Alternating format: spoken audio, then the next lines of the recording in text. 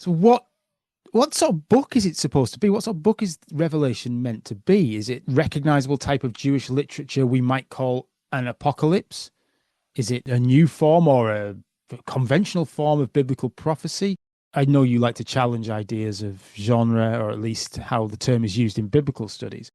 So can you tell us something about how genre has been used to classify the book of Revelation and what kind of alternatives you might propose?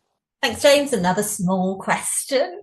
I think Indeed. that you're really right. Obviously, I'd hate to say that in public, really, but I've said it now. I think you're Yeah. right when you're talking about the idea of control. And as humans, we like to control things. And Revelation is this really spiraling, really slippery text, a little bit like a dragon flailing around. It is really difficult to pin down.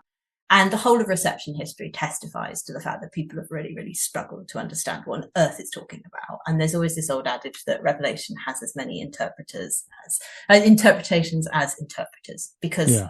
it's really difficult.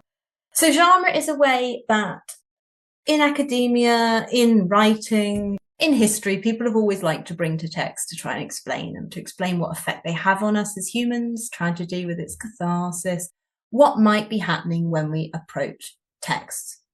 And so Revelation, by being so slippery, has more than probably any other book in the New Testament really got people arguing about what kind of genre it is, because it is difficult to pin down. And it looks like a lot of things you've said about other Jewish texts. So it does look a lot like the book of Enoch, 1 Enoch, for example, where there's these heavenly journeys and Enoch sees things that are not of the normal day-to-day earthly experience.